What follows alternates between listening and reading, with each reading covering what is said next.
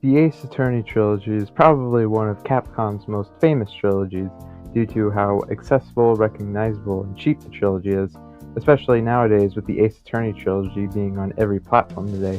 However, you may not know all the cut content or changes, so in this video I wanted to talk about the trilogy, the secrets, changes, and its many ports, which there are a ton of. So, to start off, I'll go over the original Japanese GBA games and continue forward until we reach the modern versions. And as always, welcome.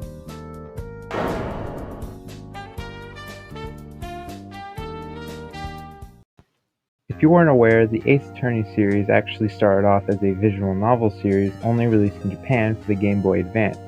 Originally during development, it would have been a Game Boy Color game, but was moved to the GBA for its better screen and colors.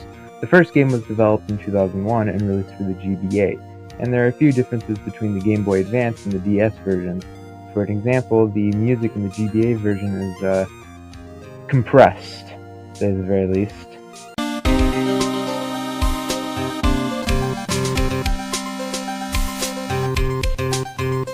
Also, you might notice the text box has only 2 lines of text, where it's usually 3 lines of text in the localized versions. This is because Japanese text is usually shorter than other languages like English. Because of the shorter text, the speech bubbles that are used in the courtroom are on the sides instead of covering the full screen. They're also vertically oriented. The first game had only 4 cases, as the 5th case wasn't introduced until the DS port. But one of the weirder differences in the GBA version is when you present an item. It flies into the distance, never to be seen again, for some reason. In Ace Attorney 1 and 2, when Phoenix points his finger in court, he'll actually wag it up and down. This wag is never used after the 3rd game, probably an artistic change rather than a technical change. It does come back in Dual Destinies and Spirit of Justice. However, Ace Attorney 3 is the only game to have a debug menu that allows you to view all the sprites, backgrounds, listen to the music, and has the best feature that just allows you to beat the game from the debug menu. Frickin' awesome. Aside from those differences, these are all the same games but on the Game Boy Advance, so let's move on to the cut content. Starting with the first game, there's an unused music track that remains in the game's files. Here's a brief sample.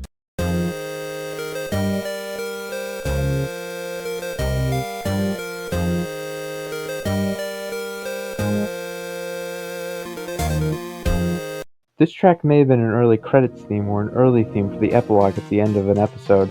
Then there's these 2 images which were used for a demo of the game. These images were either used or had an identical version that was used for the Flash demo that was on the official website, which I had no idea existed until now. However, Ace Attorney 2 on GBA doesn't have any cool cut content like the first game, but Ace Attorney 3 has a GBA demo that we can actually dig into. Only the first case is playable, but there's quite a few interesting changes. Mia's pointing sprite is a bit different with her finger in the demo pointed upwards, while in the final version she has her finger pointed a bit downwards. The music for the Case 1 intro is a bit different, and some of the sound effects are also different. The defendant lobby reuses the music from Ace Attorney 2, and the demo ends with the unique text box and Dahlia Hawthorne with no background. And that's the most interesting things to mention about these versions, so I'll move on to the DS ports of the Ace Attorney trilogy. Continuing with the most famous versions of the Ace Attorney trilogy, the DS games. Now the games use the touchscreen and the music got revamped and is actually bearable to listen to now. To start, let's go over the first game, as it was the first to be localized in multiple languages. Due to the localizations, the first case had a passport that's used as evidence is changed from a red passport to a blue passport in the international ports. This is because Japanese passports are usually red. Also, the text and emblem is different on the passport. The location that the game takes place was changed from Japan to whatever region you're playing in, and thus changes the first case's main contradiction. The Japanese version has the victim go to New York City, while in the international version she goes to Paris. But in the French version she instead goes to Sydney. The text box is changed for the evidence description in the court record with some new extra information in the international port, while the Japanese version retains its shortened text from the GBA version.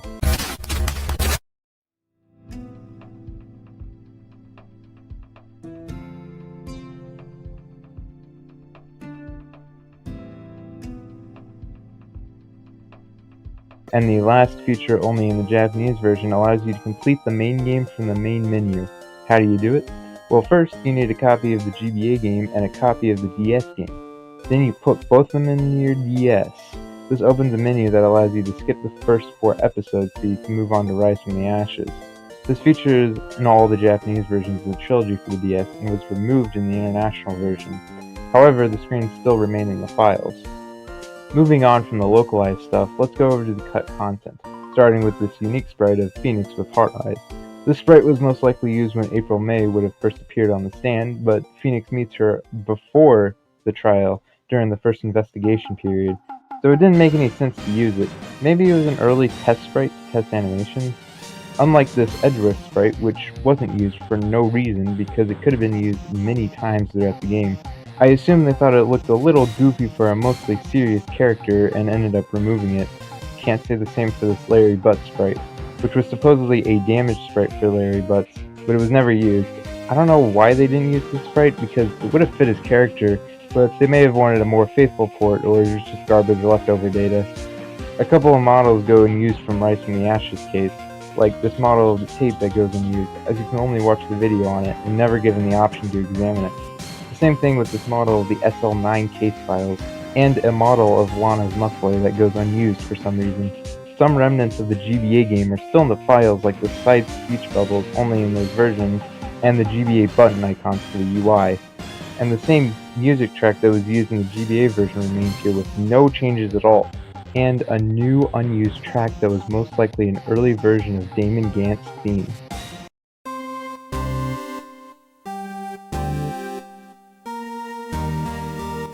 In the pre-release screenshots of the game, it had a dark blue UI instead of the brown color that we got in the final game, but it also didn't feature the text for the extra info for evidence. Those areas were left blank. There's also these icons that would appear on the top left of the bottom screen. They still exist in the game's files. Here's what it could have looked like. What's really weird are these placeholders for the court record. They all have bloodstain written in Japanese on top of them, but they all have a different number for some reason.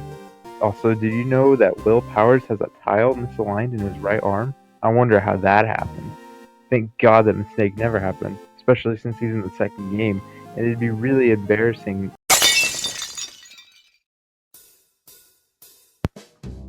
Ace Attorney 2, or Justice for All as it was localized internationally, has one of the weirdest censored images from the GBA version to the DS version, being this particular background of Viola Hall. Sorry I had to censor it. I don't want to mark this video as age restricted. But if you couldn't tell, it's this lobster right here. But it was changed back to have its tail in the 3DS re-release, and would keep its tail in the modern ports. A change for the Spanish version was Juan Corrida's last name. It was changed to Rivera because the term corrida in Spanish is so incredibly vulgar that I can't even say it out loud. You'll have to look it up for yourself. The last thing to mention is probably the most infamous mistake in Justice for All. There's a typo during the bad ending where it should say, "The miracle never happened," but in-game it says, "The miracle never happened." Now it's time to move on to the unused content. There's leftover tracks used from Ace Attorney 1 in the game's data that obviously don't get reused. However, there is an unused track in the game that may have been for the credits.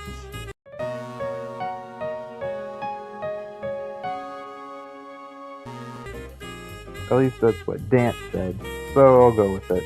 These next sprites don't actually appear in the game's files, but they do show up in the art of Gyakuten Simon book, and were most likely meant to be used in Justice for All based on how they were drawn. First is the sprite of Maggie Bird? I'm gonna go with that. That was unused, most likely because there was already a sprite that was very similar to it, so it was cut. And the other unused sprite may be a part of an animation between these two sprites. It may have looked like this. An individual sprite of Pearl blushing also goes unused. There's an actual blushing sprite of Pearl in-game that is used, but it is an animation. The last unused sprite to mention is one of Richard Wellington for his breakdown animation. Interestingly enough, this suit is a different color that looks like Edgeworth's suit. Now it is time for the final game in the trilogy, and to start off, we have this sign of Heavenly Hall that looks different from its thumbnail to the actual background. You can't really tell what it says, but you can definitely tell that it's written differently. Tigre's breakdown animation has 4 frames in the GBA version, while the DS version onward has only 2 frames. The most likely reason that it was changed was to reduce an epilepsy risk. For some reason, in the German and French versions, there's a background of the judge but without a head. The judge's body is reused in all of his animations, so it may have been to save space, but it makes no sense why the background only appeared in the French and German versions. An unused frame for Mia's desk slamming animation goes unused. This frame may have been an in-between to indicate motion, as her sleeve is raised a bit higher than usual. This may have been a last-minute change due to it remaining in the game's files. According to some cut dialogue, the training room in Case 5 was originally going to have a hibachi stove in the room, but it was removed, most likely very late in development. These next sprites aren't in the game files, but do appear in the art of Yakuten Saiban. The majority of the sprites here are similar to already existing ones, and were more likely cut for that reason, except for one of them, that sprite being the shocked expression of Lisa Basil. Maybe she would have showed up in court at some point. Before we move on from the DS, I gotta talk about this game that probably not a lot of people know about, and that game is called Yakuten Saiban Jiten, or translated in English is called the Ace Attorney Encyclopedia. This was a unique piece of software that was released with a limited edition version of Apollo Justice only in Japan. This is a very interesting release, as there's not really a game here. Basically allows you to view all the sprites for every character and read up on their profiles, watch the introductory movies from the original trilogy, and listen to all of the music.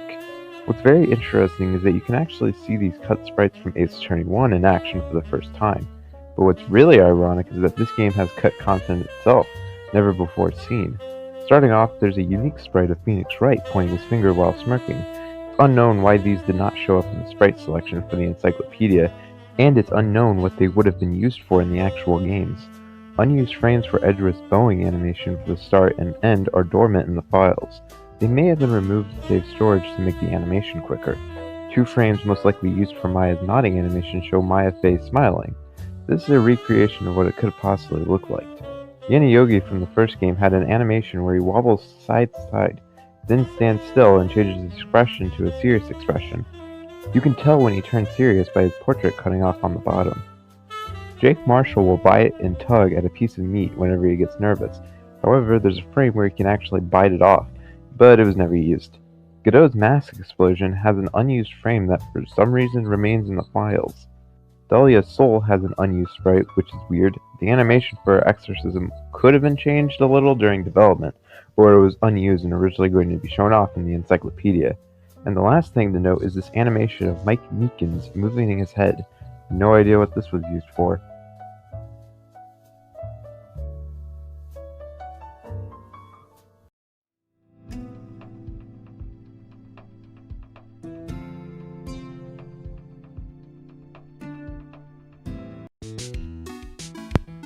This remaster for the 3DS has some of the weirdest cut content out of all of the games. But before we go there, I want to talk about one of the worst changes made from the original Justice for All to the modern trilogy. This change has Dr. Gray from the second case push up his glasses with his index finger instead of using his middle finger. This makes him completely uncool. Oh, and as I mentioned earlier, the lobster in Viola Hall has its tail back. Moving on to the cut content, there's an image of Hazakura Temple entrance that goes unused due to the sign being translated in English, with the final game keeping its original Japanese text. Some interesting pieces of cut content contains an image with some Japanese text that translates to Survivin and a black background.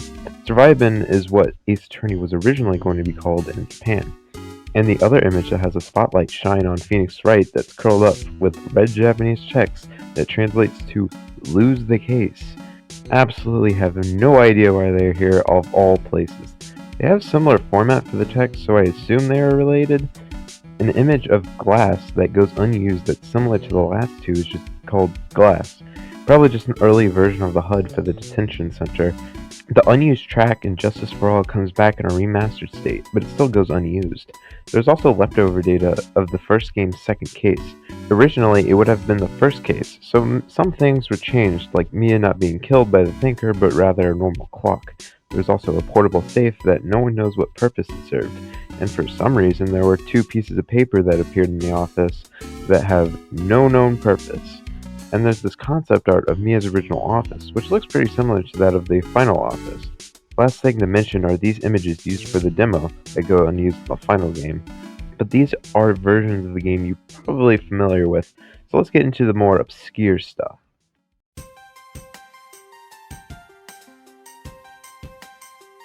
And one of those obscure ports of Ace Attorney is the J2ME version of the game. Only the first game was ported to my knowledge, and only the demo of the game exists nowadays. The demo only contains the first case, and the way to get the other episodes is you have to buy and download them separately from the defunct Capcom World Service. Only the first 4 cases were in the game, with Rise from the Ashes being cut. This version is of varying quality. The sprites have no animations, and the music is absolutely gorgeous.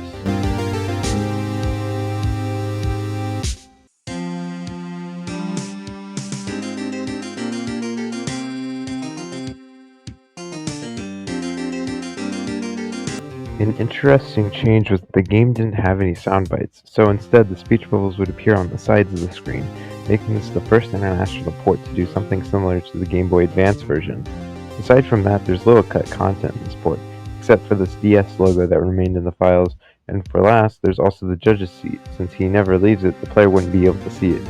Aside from that, it is the first Ace Attorney game, but on a Java phone. But it wasn't the last Java port because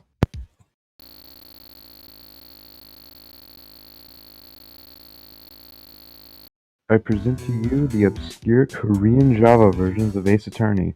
These versions were developed by Nexon and are usually referred to as the Nexon version, so that's what I'll be calling it. This version of the trilogy is much higher quality and has animations unlike the J2ME version. And this version also contains Rise from the Ashes for the first game. The music is still atrocious though, but also this version has the sound bites with its translated Korean version.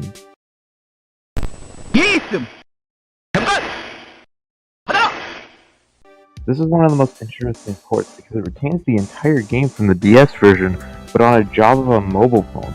All 3 games were ported, but most of the focus was on Rise from the Ashes, with most of the advertising. And from what I could tell, it seems that Rise from the Ashes was actually split into 2 parts, or 2 different apps. Thankfully, there's still a 2-hour chunk of footage of this version on YouTube, if you want to see it for yourself. And this translation, according to a YouTube commenter, would be used for the iOS versions in Korea for the 2013 release. To my knowledge, there isn't a version of the game floating on the internet, so you can only experience it by this YouTube video. Thank God it's better than the next version I have to talk about.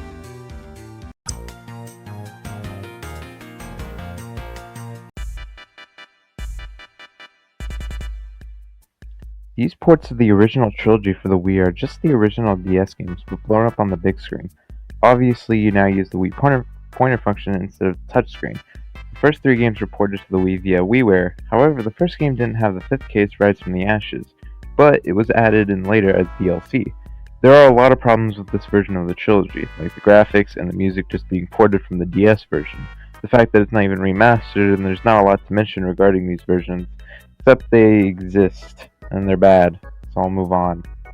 There's not a lot to talk about in the modern release of the trilogy due to everything I previously talked about being in this version, like the remastered HD versions of Edgeworth's and Larry's unused sprite, and a couple of unused test sprites for Gumshoe, Furia's Breakdown, and when Mia is channeled as Pearl Fey.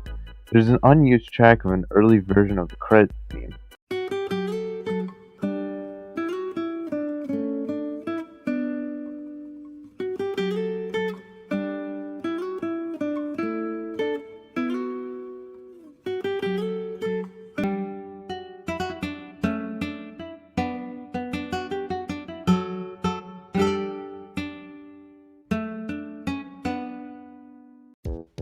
And oddly enough, there's an extended version of the used credits theme that goes unused. This track in comparison is a minute longer to the original credits theme. So that is pretty much it for the original trilogy. And I'm sure I missed something in the massive amount of info there is. I know I didn't mention any of the cut dialogue because there's a ton of it, and frankly that would just make an excessively long video even longer. But if you want to see the stuff I missed, well, you can do your own research. I mostly used the cutting room floor and heavily used the Gamecom website and NeoCity's website, so I highly recommend that you check them out. They were a huge help to this video, and if you're wondering why I didn't mention any of the other games, that's because I wanted to split this video into 2 parts, since all of the games aren't on modern platforms yet. I'll probably make part 2 someday. Anyways, it's time to stop rambling and actually end the video. So, thanks for watching. I'll see you later.